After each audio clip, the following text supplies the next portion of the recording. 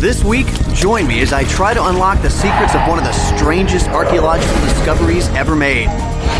Colossal heads. 3,000 years old, carved at the dawn of civilization in Mesoamerica. How did the Stone Age culture create such massive monuments? And who were the people archaeologists call the Olmecs?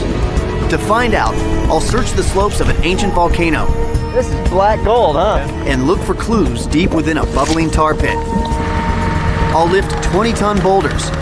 I didn't kill anybody or destroy anything. And probe the mystery of a primitive people who took on the impossible and won. We're digging for the truth and going to extremes to do it.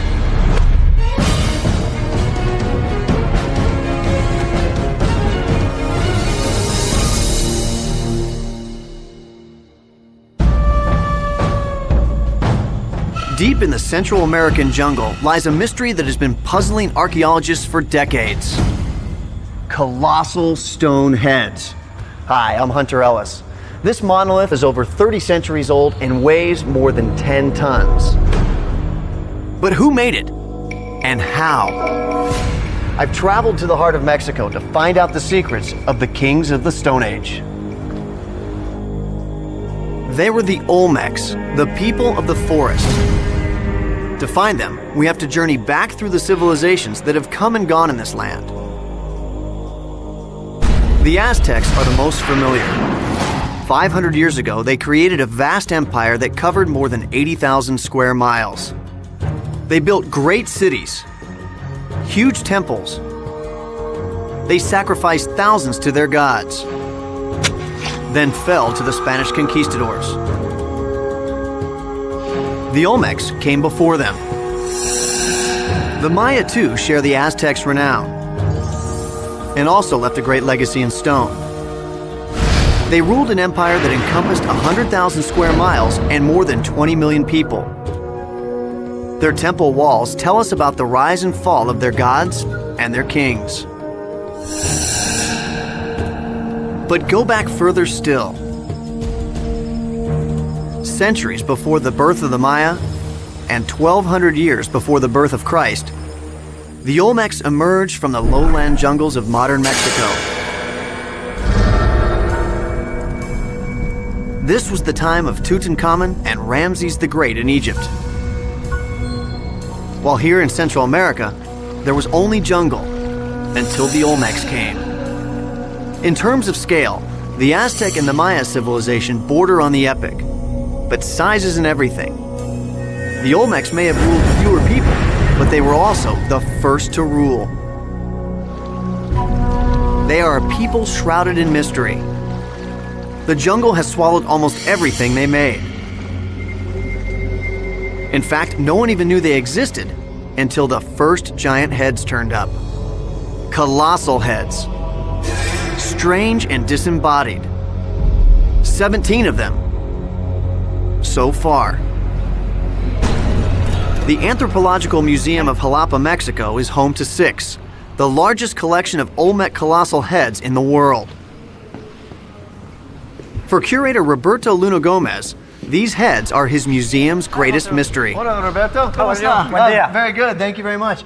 Being that it was that long ago, how did they create these heads? What were their tools like? No metal tools. So this is all stone on stone? Only stones against stones, rock against rock. Cada rostro y cada casco. Roberto says its features were painstakingly carved by grinding and pounding. Who were these people? And what did these huge heads mean? As works of art, the heads are incredible. The largest weighs over 20 tons and stands over 11 feet tall. Every head wears a unique helmet, and every face is an individual. Stern, benign, powerful. As archaeological discoveries go, they're baffling. To find out more, I'm heading to the Olmec's first capital city, San Lorenzo. In their time, this was a swampy jungle. It's the worst place for archaeologists trying to find the remains of an ancient civilization. Human bones, textiles, wood, everything that's not made of stone or pottery simply rots away. Nothing like hiking through a jungle in 100% humidity. The first great population center in Central America lived at the top of this ridge. The Olmecs went on to build other cities in this region, but this is where it all began. This is San Lorenzo, what some believe was the first city in Central America. I know, I'm trying to find it too. It's hard to see the remains of a civilization here. Unlike Maya or Aztec ruins, all the Olmecs monuments have sunk deep into the soft jungle soil. 3,200 years ago, this ridge was surrounded by dense jungles, swamps, and rivers. Even today, it looks like an unpromising place to launch the first civilization in Central America. Just don't tell that to Dr. Ann Cyphers. She's been digging at San Lorenzo for more than 20 years and has a lot of respect for the Olmecs. What you're looking at is a site that's probably 7 square kilometers in size. How many people are we talking about? I mean, I look out and it's a huge plateau. On the San Lorenzo site itself, probably about 5,500 people. And of all the projects that have been here in the last 50, 60 years, we probably haven't even scratched 1% of the surface or the subsurface. So there could be other colossal heads all around us that we haven't There could discovered. be incredible things. But since I'm going to have to dig in the dirt to find it out, it's going to take me a lot longer. So far, San Lorenzo has yielded 10 monolithic heads, but they weren't easy to find. The first heads were excavated in the 1800s. They were met with astonishment. Recovered from deep within the soil, nothing like them had ever been seen before. People were mystified. Speculation was rife. Why did they look so different? Had colonists from Africa carved them? Were they the work of survivors from Atlantis? But by the 1940s, archaeologists had gotten over their shock. They began to appreciate them as indigenous works of art and started calling the Olmecs of San Lorenzo the mother culture of Central America. It's a story Ann Cyphers knows better than anyone. Over here to the east, there's something very, very interesting. Okay. Unfortunately, this very, very interesting thing is no longer here. It's a huge hole. It's a huge hole, and it has something quite colossal in it. Ah, a colossal head, I'm guessing. You're so right. Now which colossal head came from this site? Colossal head number 8 was removed from this place. Now that's the beautiful one in front of the museum, right? That's in right, Jalapa? the one as you go into the Jalapa Museum, that is the first head you see. And it came from there. Unbelievable. But what's even more fascinating about where it came from is the fact that it was buried, intentionally buried within an earthen platform. In other words, that means it was hidden. So you couldn't see it. It was placed on the ground, and then the platform was built over it, so that it was completely encased in dirt, and so it was totally invisible to people. So it was like a memorial in a sense. Exactly, like a memorial, something with a high degree of symbolism. And interestingly, it's on the east. The east, the sunrise, the place of the ancestors, perhaps. Amazingly, it wasn't the passage of time that concealed it. This colossal carving was deliberately and ceremoniously buried. All the other heads show signs of weathering and erosion. But not this one. It's unique. A singular Olmec mystery. But even if their giant monuments can be uncovered, their daily life remains a puzzle. One that archaeologist Carl Wendt wants to solve. My colleagues came across. He studies the materials the Olmecs had on hand and how they used them. He says the Olmecs had one signature resource that I need to see for myself. All right, so what do we need? See buckets. Okay. See some shovels. And it looks like he has something messy in mind. That's about it. Got your boots. Boots. How come there's only one pair? Yeah. Is this the new guy thing? Yeah. Guess I'm getting dirty. Ugh. We walk into the nearby field. When the Olmecs came here, they didn't hike through farmland. They hacked through jungle. Whatever was here was valuable. Okay. And it still is. And check this out. Whoa. It's a lake full of tar. This is awesome. Black gold, huh? Yeah, this is the stuff. God, I can see it bubbling to the surface right over there. That is so cool. More or less, it's crude oil. You know, it's the stuff that just kind of oozes from the ground. Just go ahead. Like ice, where you're going to break through at any moment, is it? No. Okay. No, this is. Just be careful though, and yeah, don't lose your footing because I left the rope in the car. So is this flammable?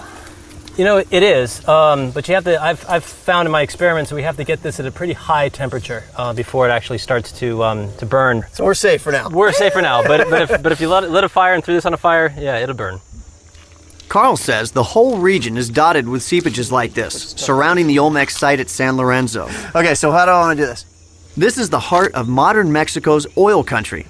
Here, the crude oil just wells up to the surface and congeals. Sample of the water roll off a little bit. There you go. Oh, look at that beautiful sludge. Oh, you can see the water just bead right in front. Yeah. Oh, wow. How many different ways could they have used this? You know, we know that they used it for decoration, for example, on figurines and things like this, as a paint. We know that they've used it for adhesive. You know, all sorts of different kind of multi-purpose material. I mean, just as people today would use it. It's the glue. It's their duct tape. It's their duct tape. A million uses for it. That's it. It turns out that people have been using asphalt for millennia, especially here in Central America. For Carl, fragments of asphalt found far from San Lorenzo are invaluable. These chunks were once collected and processed by the Olmecs. Most of their artifacts rotted away a long time ago. But a whole range of Olmec materials, primarily wood and textiles, have left impressions in asphalt. That shadowy presence provides an insight into Olmec daily life.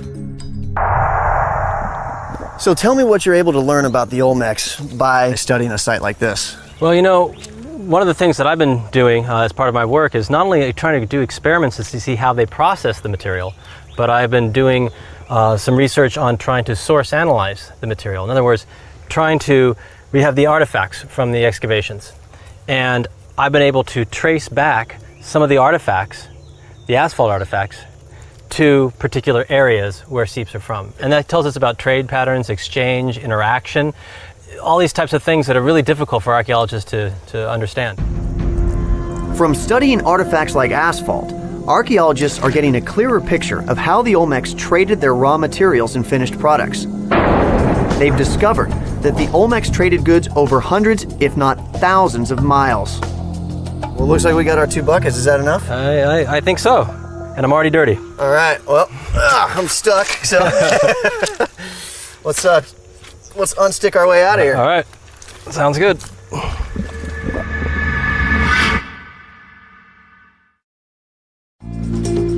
The Olmecs were a small civilization with big ideas. They created huge stone monuments. But their culture remains one of Central America's greatest mysteries. Many of their secrets are still buried in the remains of their first city, a place that archaeologists call San Lorenzo. So that can be picked up. Ann Cyphers is piecing together what this settlement looked like. She does it by taking soil core samples throughout the 30-square-mile site. This is Don Juan. Don and Juan, this is Hunter. Marisol Varela, who is an archaeologist. Don Juan, Marisol. Very nice to meet you. Ann says I should give it a try for myself. Yeah, I'd love Try to. your hand Her on team that? has done 3,000 core samples at San Lorenzo, evenly spaced every 65 feet across the entire site. Tell me about what you'll find here to indicate Olmec presence. Well, what is very interesting is when you start seeing possible vestiges of structures. For example, floors will leave a specific signature, and so that can be picked up within the dirt. Tell me the difference you'll see. Like, how can you tell if you hit a structure? What is the change that you notice? Well, usually it's house floors. You can find the kind that are made of a blood red sand plaster or an orange sand plaster. Or there are then stone pavements, and the core bucket will just bite right through it. And as you pull the dirt out, it's very clear to see that you have gone through a floor. So the red will stand out, the bentonite will stand out, and then you know that at that depth you have a structure. That's right. You need to measure and find out how deep you have gone with your buckets. Okay, so each sample you take, you'll measure the depth so you know what you found where. Okay, we're looking at about 31 centimeters or so. No, not about or so. Okay. We want an exact Very measurement. precise. Okay, very precise. I'll go right back in here. Okay, 31 centimeters. Very good, Hunter. This is about 5.5 feet tall here. So what happens when I'm running out of room? Well, when you get down to having the whole extension within the ground, then it will be time for you to add on an extension. And we have more extensions right here. Manually, we've gone down to about 18, 19 meters. No kidding? No kidding. It's like 60 feet. You do that by hand? Do it by hand. Don Juan, muy fuerte. You need 4 or 5, sometimes 6 men to be able to do that. No kidding. Now I see why we know so few details about the Olmecs. Bites into the dirt. Their occupation layer is up to 60 feet down. It's like looking for buried treasure. This is an Olmec site, so the treasure I'd like to strike isn't gold or jewels, it's stone. And it's almost as rare. In fact, the closest source of stone for the Olmec's colossal heads is a long, hard way from here, in a place called the Tuxtla Mountains. The Tuxtlas are a group of volcanoes in southern Veracruz. They are at least 40 miles away from San Lorenzo. Up here, mammoth stones are everywhere. Many of them are bombs, blobs of lava that are thrown out by an eruption. But if this is where the Olmecs came to get the stones for their monuments, just how did they get them back?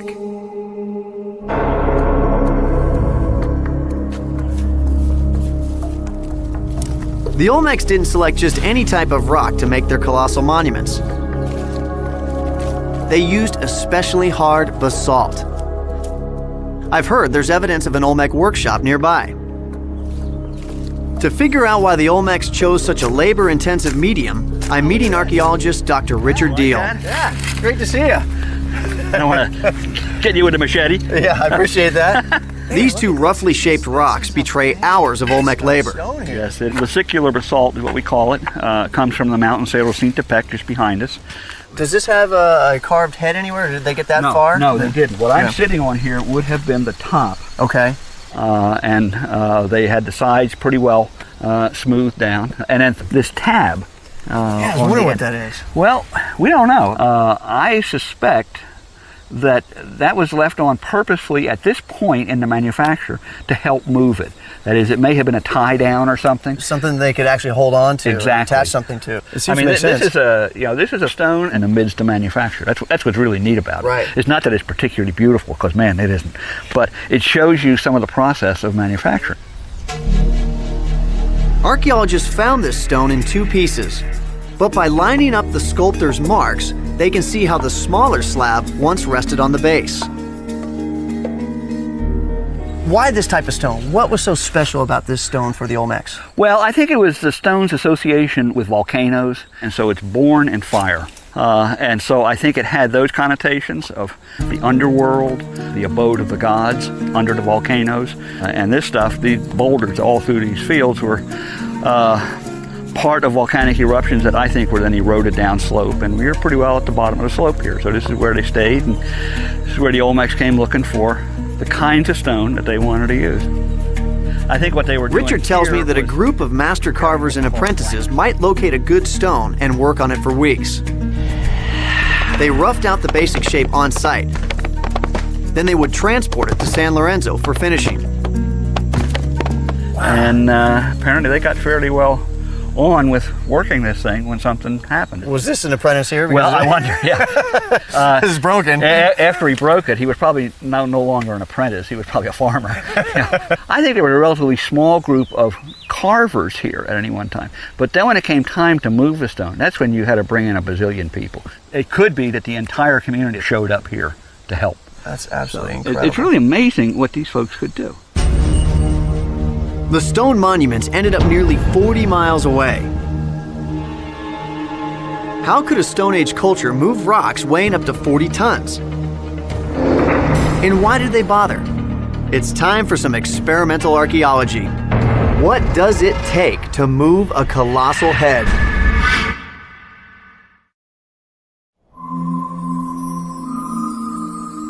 Before the dawn of the Olmecs, the peoples of Central America lived in small groups. They survived by hunting and gathering and small-scale agriculture. Populations were sparse. There were no leaders with huge labor forces under their command. Then in 1200 BC, the Olmecs emerged from the jungle and established Central America's first political center, a city filled with powerful monuments. What exactly sparked this dramatic development? We may never know, but they left us some pretty large clues. Hefty ones, too. And carving them was only half the battle. How did they move these massive rocks to their capital, which was in the middle of a swamp and 40 miles away? Today, it's a piece of cake. All it takes is a phone call. Let's pick one up and get a sense of the size we're talking about here.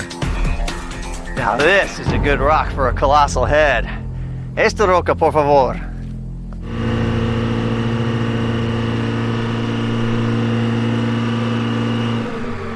So this crane is rated to 20 tons, which should be enough to hopefully pick up this colossal rock.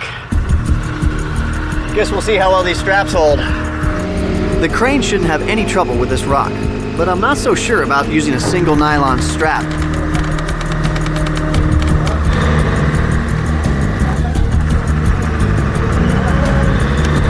Success! Now we just have to figure out whose head we're gonna carve. 14 tons, no sweat. And we didn't even lift a finger. All right, let's see if I can swing it around a little bit. Okay, so this, okay, which way? This is to go down? This. Whoop. The translation thing's a little difficult. The Olmecs didn't have it so easy. This is about average for the rocks they were moving. Some were more than twice as big. All right, I didn't kill anybody or destroy anything. I think that was lucky. With little more than brute force and sheer determination, they moved rocks weighing up to 40 tons. But how did they do it? No one really knows, other than it required a lot of manpower. Still, Dr. Carl Wendt has some ideas. It's definitely not an Olmec head. No, it's not an Olmec head, but I think you'd be surprised. Yeah. Yeah. So, how much do you think each one of these weighs? You know, I'm guessing probably around a half a ton. Okay, so about 1,000 pounds, and so some of the smaller Olmec heads weighed how much? Much more, you know, 7, 8 tons. Okay, so I mean we're talking about like 14 to 20 times this size, basically. Sure. But we're starting small. I'd like to see what we can do on our own here first. All right, well, okay. Might seem a little bit crazy, but when you stop to think about it, what tools did the Olmecs have? They didn't have metal tools, but maybe they had ropes braided from liana vines, or wooden levers. And a little leverage can go a long way. What did other cultures do? Well, you know, that's a good point, because you know, one of the ways we get ideas about how the Olmec moved it is by looking at other cultures. Other cultures used a number of different devices to actually reduce, again, the friction and ease the pulling of these stones.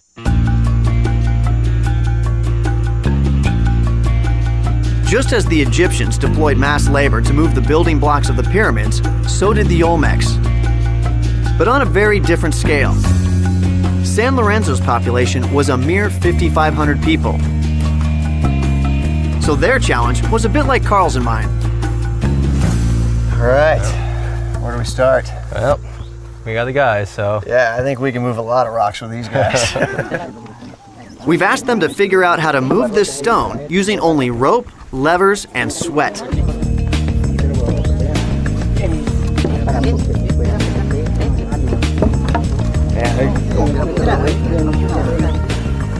I mean, the amazing thing is that look how many guys it's taking to move these small rocks. So, I mean, I'm just picturing just hundreds of Olmecs now trying to move stones 10 times this size. That's one thing, and there's been estimates dug that one man say could probably move about 50 pounds over a long distance, and say maybe about 100 pounds over a short distance. So that's sort of how we did some of the calculations.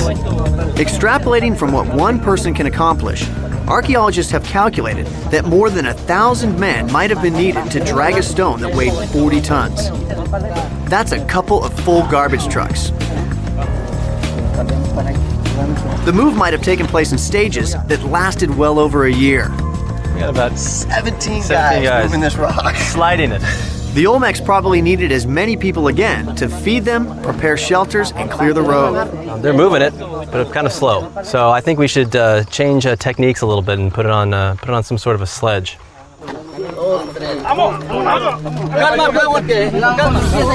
Carl says they would have tried to reduce the friction as much as possible, and a wooden sledge does make the pulling easier. This moves pretty smoothly. Yeah, a lot better. Yeah.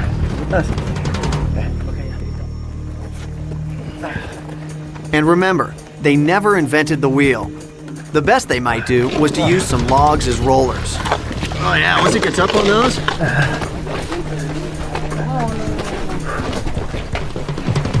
I'm beginning to get a true appreciation of all the obstacles the Olmecs were up against. But the really big invention of the Olmecs was in their organization of human labor. Even using all the materials the Olmecs had available to them, moving a stone like this in this environment is a tough job. But what's even more mysterious is what they did when they arrived at the swamps and rivers, because around here, they're everywhere.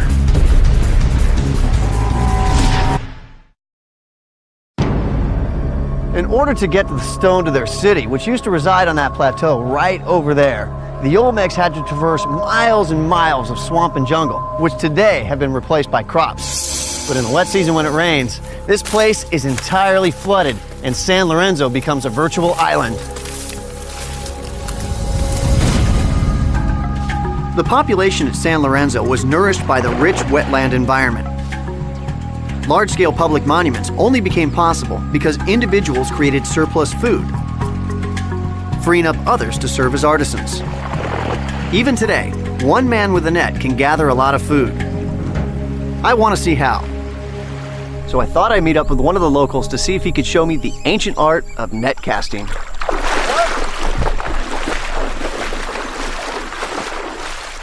¿Me puedes enseñarme? ¿Me puedes enseñar? This is going to be really interesting because my Spanish is horrible. So curled up. The Olmecs probably fished pretty much the same, but I bet they were a lot better at it. This is really complicated. I have no idea where any of this is going. So, otra vez? Though their nets have rotted away, ceramic beads have been found that may have been weights for nets like this. Ah! Beginner's luck!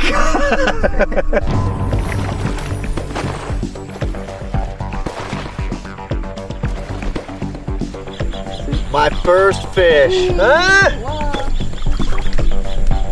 Mi primer... Ah, dos!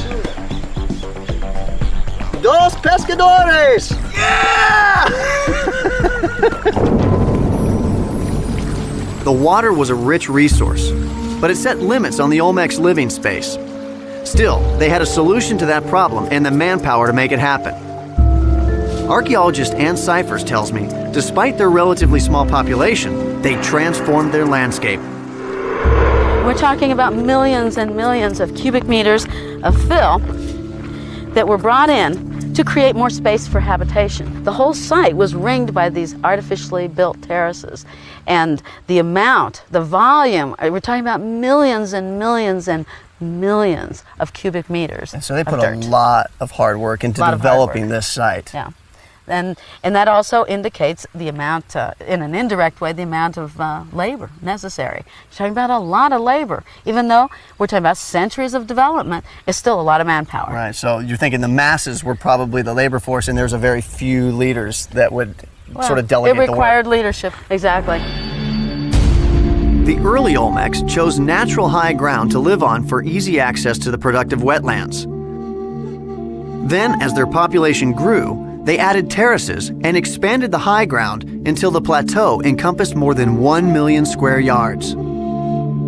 These were public works projects on a scale never before seen in Mesoamerica, and they required having someone in charge. Who were these leaders? The colossal heads may be the key to that mystery. In fact, archaeologists believe they each portray not the face of a god, but the likeness of a king. I remember Roberto showed me something. Several of the heads bear strange marks. Do these traces indicate that there was something else here before the head was made? The answer was only recently discovered, and it adds a totally new dimension to our knowledge of the heads. These shapes are reminiscent of shapes on a large sculpture called a royal platform, or throne. The arches behind this kneeling figure form deep niches that turn out to be an exact match. This discovery means that a royal throne was tipped up on end and a face was carved into its smooth top.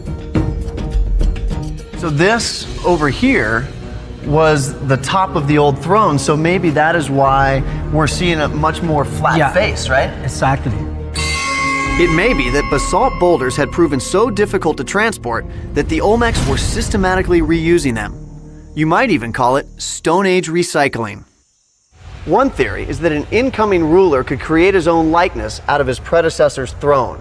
Another is that an inauguration throne could be used to create a likeness upon a ruler's death. We just don't know. One thing's for sure. These huge stones were important symbols of a ruler's power and his ability to command hundreds of people.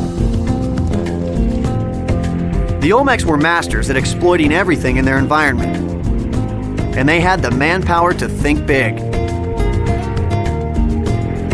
Using sledges or rollers and brute force, they pulled their massive rocks from the mountains. But when they reached the rivers and wetlands, it was time for a very different tactic. I'm meeting up again with Carl Wendt to test some of his theories of what the Olmecs did next. Hey Carl, how's it going? How you doing? Looks like everybody's hard at work here. Yeah, we're doing some experiments. We're trying to get an idea of how the Olmec move their stone. The thing is, we don't really know, and that's one of the main problems. One of the ideas that I have is that they might have actually transported it for some period of time on water. Well, can you show me what you guys are doing then? Yeah. Okay. The Olmecs must have been expert boat builders. Daily life in this region would have required a variety of vessels for both fishing and transportation. But did they have a boat that could carry a rock weighing 40 tons? Carl doesn't know what any of their boats actually looked like. None have survived. But he does know they had access to a material that would have helped a lot. It's the same stuff I helped him collect: bitumen, natural asphalt. We find the asphalt artifacts in our excavations, and especially at sites near rivers, there's a lot more of the asphalt. One of my ideas is that they used it primarily to seal watercraft. Interesting. So it waterproofs your vessel. Exactly. So tell me about the process.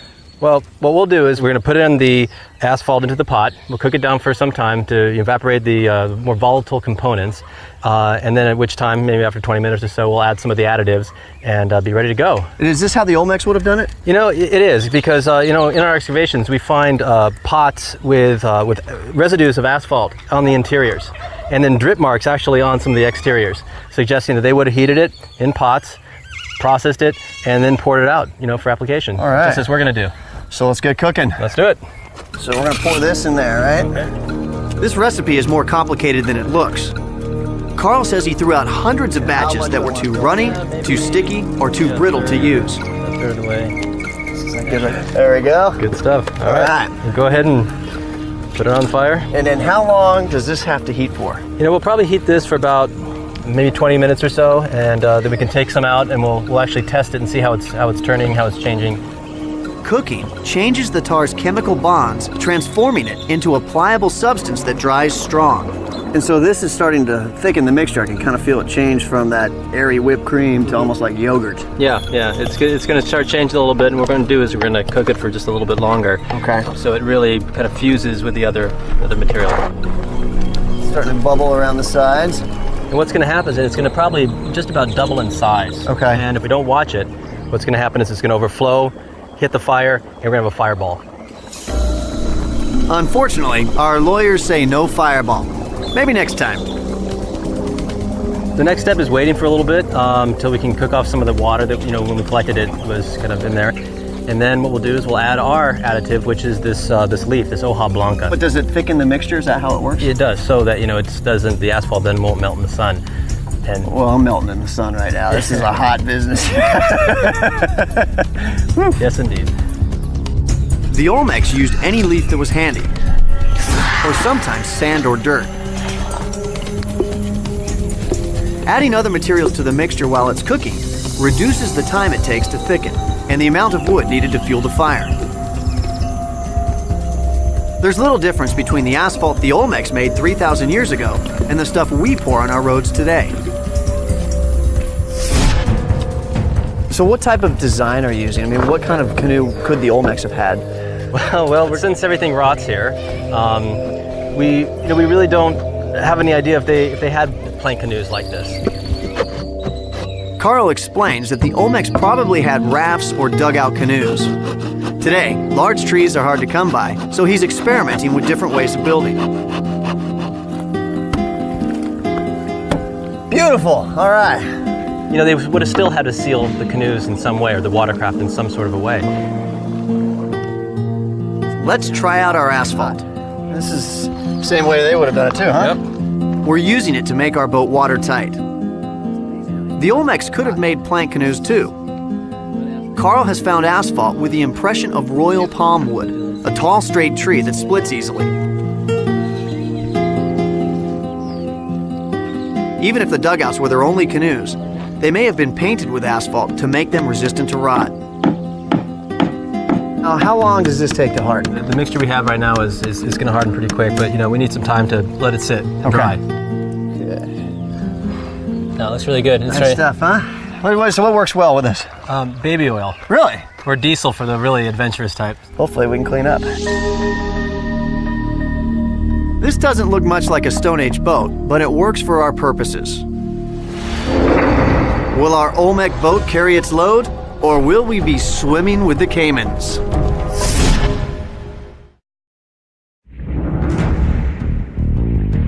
"3,000 years ago, the Olmecs were moving 40-ton blocks of stone over miles and miles of swamps and rivers, and they would have needed watercraft big enough to float a giant rock.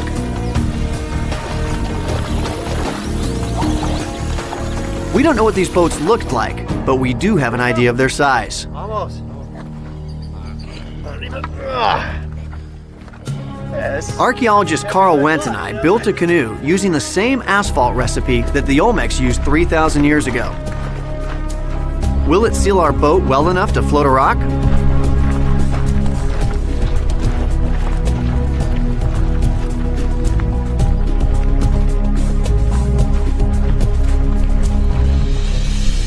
We're at the Chiquito River near San Lorenzo. Rivers snake all through this region. A water route might have meandered, but it would have been a lot more efficient than dragging over land. Archaeologists have even suggested that the Olmecs floated their rocks into the Gulf of Mexico and then up the Coatzacoalcos River.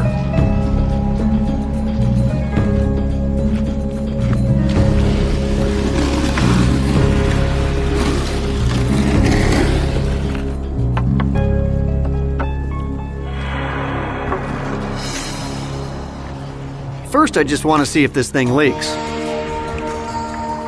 So far, so good. It's waterproofed, huh? How do you Right. feel about putting a big stone in here? Oh, I don't know if that's a good idea yet. I think if we put the stone in, you'll have to go by yourself. This is about the size of a small utility vessel. But the Olmecs may have had canoes up to 50 feet long for their trade routes. Still, floating a 20-ton rock would require an even bigger boat than that. Our small canoe can't even support this relatively small stone. We need a lot more buoyancy. I think what we'll have to do is we'll put a couple of these together, lash them somehow. We'll get some rope, and then we can maybe get some sort of a platform, built. And that'll spread the weight out over a greater area there. I think so. Yeah, because I don't think we're going to do anything with this. No, this is a little unstable. By itself, right? All right, some work to be done. Let's get to work. Let's do it. Yeah, check this out.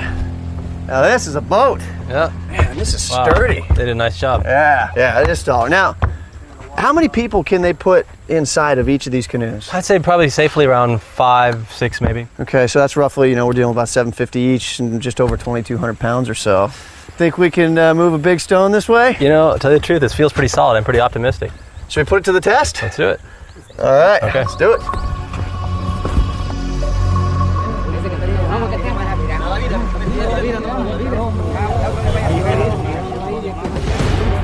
This is where we turn it over to the experts.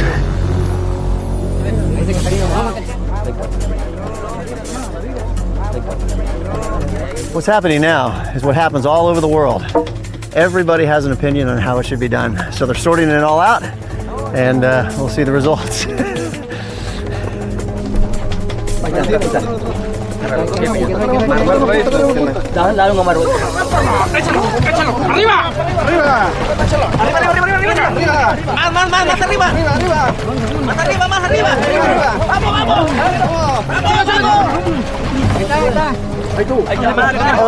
Unbelievable. Oh my gosh. Can you imagine a stone 20 times that size?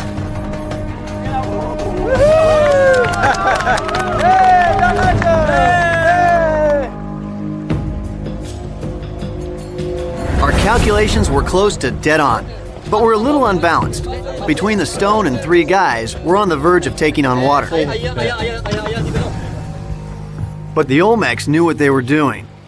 Once we load the stone onto the raft, it not only moves along easily, it also requires a much smaller team. Now the number crunching can begin. Our half-ton stone required 3 15-foot canoes. A stone 80 times this size would need 240 of these canoes lashed together. But if the Olmecs had 50-foot dugout canoes with a capacity of 3 tons, then they'd only need 14 boats. That's a little bit easier to picture. It would utterly dwarf our boat. 3,000 years ago, the Olmecs brought their colossal rocks down from the volcano. Their rulers were the first to organize and inspire a population to attempt gargantuan public monuments that would project their newfound power. They created the first great civilization in Mesoamerica, one that influenced the Maya and the peoples who came after.